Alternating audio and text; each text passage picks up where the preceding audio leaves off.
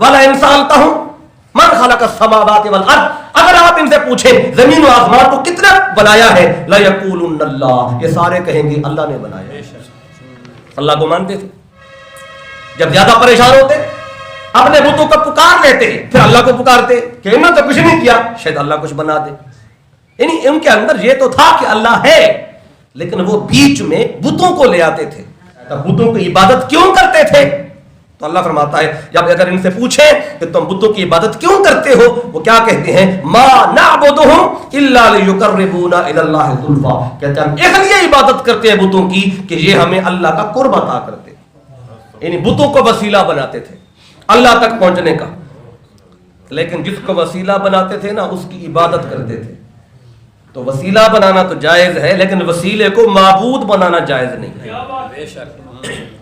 ایک وسیلہ تو کافر بھی اپنا رہے. آج لوگ یہ اعتراض کرتے ہیں، کہتے ہیں وسیلہ تو کافر اپناتے تھے، تم بھی اپناتے ہو، اور تم میں اور کافر میں فرق کیا ہے؟ بھئی بہت بڑا فرق ہے. کافر جس کو وسیلہ بنا رہے ہیں، ما نعبدهم، اس کی عبادت کر رہے ہیں، اور ہم جس کو وسیلہ بناتے ہیں اس کی عبادت نہیں کرتے، ہم اس وسیلے کی تعظیم کرتے ہیں.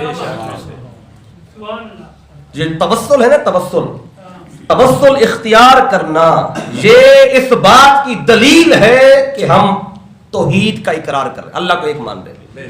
کیوں؟ دیکھیے جو توسل ہوتا ہے جسے آپ وسیلہ بولتے ہیں، وسیلہ ایک ہوتا ہے لفظ توسل، ایک ہوتا ہے توکل. توکل اللہ پہ ہی ہے، توسل کسی اور کو اپناتے ہیں بیچ میں. جانا اللہ کی بارگاہ میں ہی ہے. جس کو بھی ہم وسیلہ بناتے ہیں اس کو وسیلے سے کیا کہتے ہیں؟ اللہ کی بارگاہ میں ہمارا یہ دعا فرمائیں کہ اللہ ہمارا یہ کام ہو جائے. اس کو یہ تو نہیں کہتے ہیں کہ آپ کر دیں، اس کو تو وسیلہ بنا رہے ہیں. اب جو کہے وسیلہ شرک ہے، جو کہے وسیلہ شرک ہے، وسیلہ بنانا اپنانا، میں کہتا ہوں یہ جو جملہ ہے نا، جو کہتا ہے وسیلہ شرک ہے، یہ جملہ ہی شرکیہ بن جاتا ہے.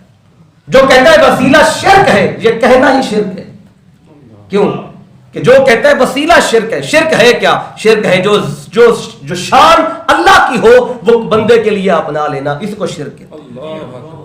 جو شان اللہ کی ہے وہی شان بندے کی مانیں گے تب شرک ہوگا. جو کہتا ہے وسیلہ شرک ہے، اس کے کہنے کا مطلب یہ ہے کہ وسیلہ تو اللہ کی شان تھی، تو تم نے بندے کو بنا لیا. تو میں ایک سوال پوچھنا چاہتا ہوں، اگر وسیلہ ہے اللہ تو پھر جانا کدھر ہے؟ جانا کہاں جاتے ہیں؟ اگر اللہ کو تو بنا لیا وسیلہ، جانا کدھر ہے آپ نے بھائی؟ اب جو کہتا ہے وسیلہ شرک ہے اسے پتہ ہی نہیں ہے شرک ہوتا کیا ہے. جو کہتا ہے وسیلہ شرک ہے، مطلب کیا؟ وہ کہتا ہے وسیلہ تو اللہ ہے، اللہ کو بناؤ وسیلہ. ٹھیک ہے بھی، آپ کی مان لیتے ہیں، اللہ کو بنا لیتے ہیں وسیلہ، تو جانا کدھر چاہتے ہیں؟